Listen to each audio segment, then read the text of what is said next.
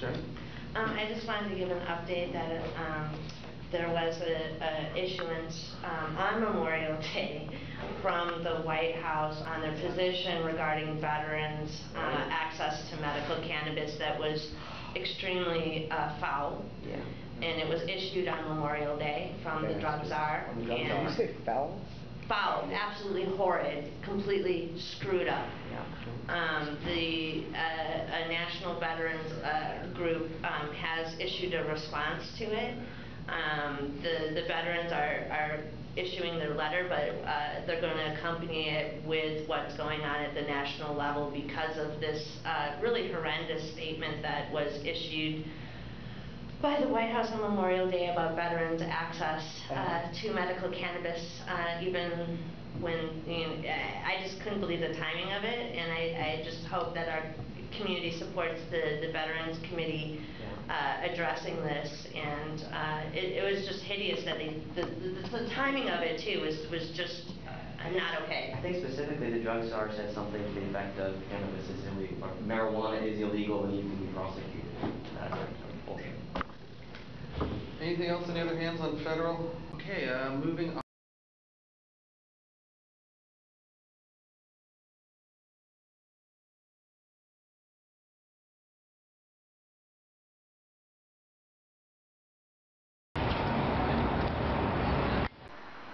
The Medical Cannabis Task Force Veterans Committee crafted and passed the following letter to be voted upon and supported by the task force. This is intended not only for our relevant city agencies, but also our own communities, medical cannabis businesses, and collectives. San Francisco prides itself on being a sanctuary city. However, this is not the case for one major population, the medical cannabis community veterans. Federal law supersedes state laws, and veterans are caught in the middle. One major obstacle to veterans' safe access is they cannot use or have their medicine in federal housing. Locally, our sit and lie laws targets our homeless veterans. Nationally, on a given night, there are 107,000 veterans that are homeless. This is rising every day. Our veterans who admit to being medical cannabis patients are being labeled addicts in our city's Fort Miley Veterans Hospital. Even worse, our committee heard testimony to veterans being denied their psychiatric medicines and forthcoming about their medical cannabis use. The suicide rate for recent returning veterans is sky high. A discount price on a market rate medical cannabis has not been proven helpful to low-income veterans who cannot afford their medicines. Therefore, the Veterans Committee resolved that veterans who cannot afford their medical cannabis should be assisted by city-permitted collectives to receive compassionate care, free medical cannabis at least once a week. Currently, only a handful of collectives and cooperatives. Thank you. Now, my name is James Ward. I'm also a veteran. Today was election day. I see a couple of people in here I voted for. Jane, David next time. Anyway, I get a little frustrated because the Cannabis Task Force doesn't really help us veterans out. We've been put behind every time we have something come up. Like, I've been applying to be a member of the Veterans Committee now for 3 months, and it keeps getting tabled. And so we need a voice. That's what the veterans are out here today. We want a voice. We had recently the legislation that came down on Memorial Day really hurt us. You know, the federal government says we are going to enforce federal laws, and us veterans are just kind of thrown out and put to the side. And, you know, it's like all my life, you know, the VA has called me an addict, and I'm not an addict. I'm a patient. I've never broken any other law in my life.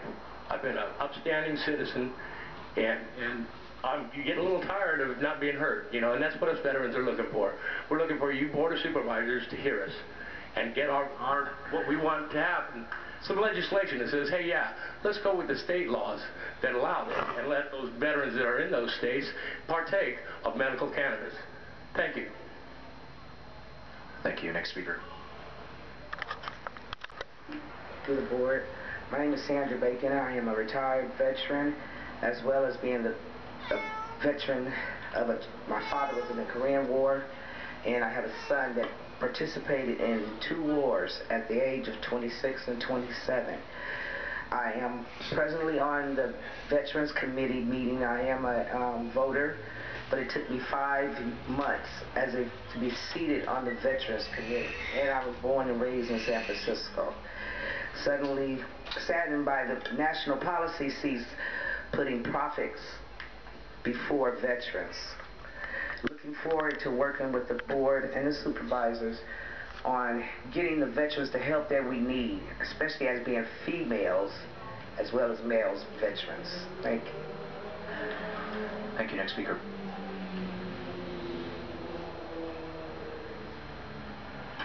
Hi, my name's Gilbert. I'm a disabled veteran. I'd like to brief you a little bit about veterans. We're not allowed to go into federal court. We can't sue the U.S. Navy, Army, whatever. We can't sue the VA.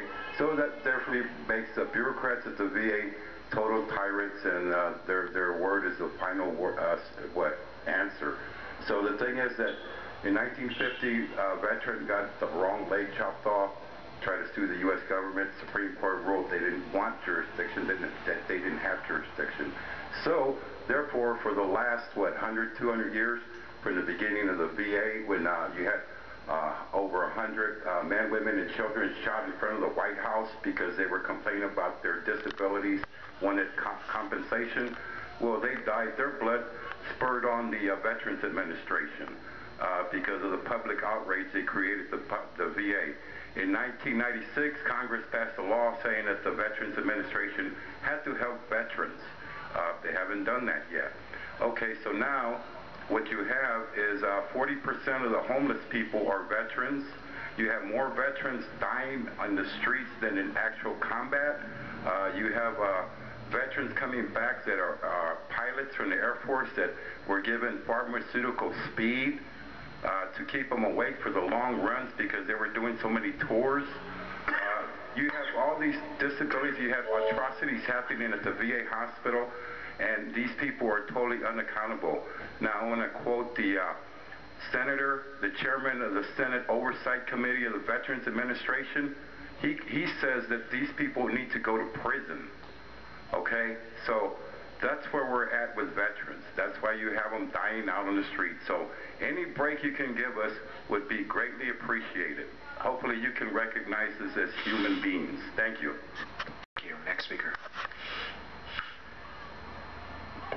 Hello, Board of Supervisors. Good afternoon. My name is Stephen Crane. I'm a member of Axis of Love and also Black Brown Just Cannabis Policy. And I'm here today because I'm a little perturbed and upset at the Medical Cannabis Task Force. And reason being is that I know that medical marijuana is a nonprofit initiative, and some people are really not playing by those rules, whether I like them or not like them. If they break the law, they're breaking the law. And part of my problem is that people are not putting patients in the forefront of business pertaining to medical marijuana. And recently, I've been more deterred. I don't know, I'd say less than a quarter of the members on the Medical Marijuana Task Force are veterans. And they're making decisions, you know, and this letter that's supposed to come to y'all, I don't get it. You know, why are a couple of bad actors on a Medical Marijuana Task Force going to stop this letter from going to the Board of Supervisors as the veterans wrote it? I don't want stuff sugar-coated if it comes to you from some task force. That's not cool, and I'm not happy with it. I'm really disturbed. There are some bad actors on this task force. I've been here for over a year, watching it every session. I'm there, whether I'm sick or not. I'm sick today, and I'm here. You know, these are really serious issues. I come from a war family. My father made me and my brother promise that we would never go to war, and you know what? He should have made that same promise to my sister. She died as a veteran overseas.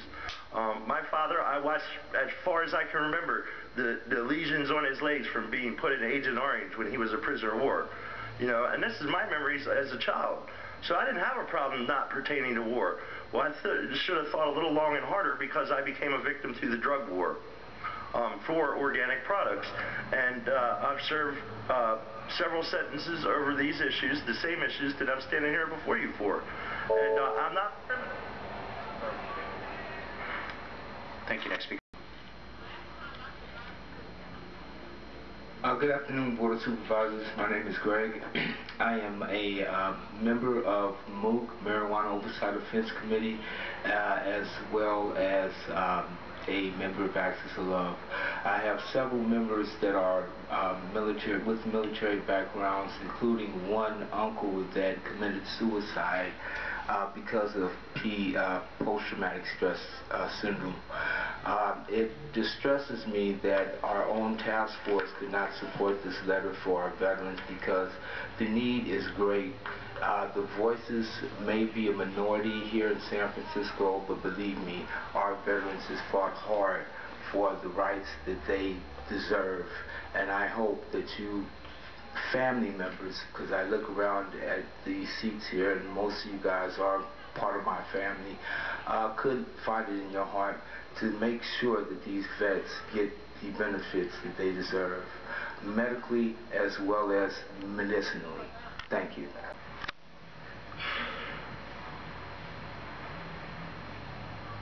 Hello, my name is Elliot Wright. I'm a medicinal marijuana patient, activist, and a member of Access to Love, and concerned citizen.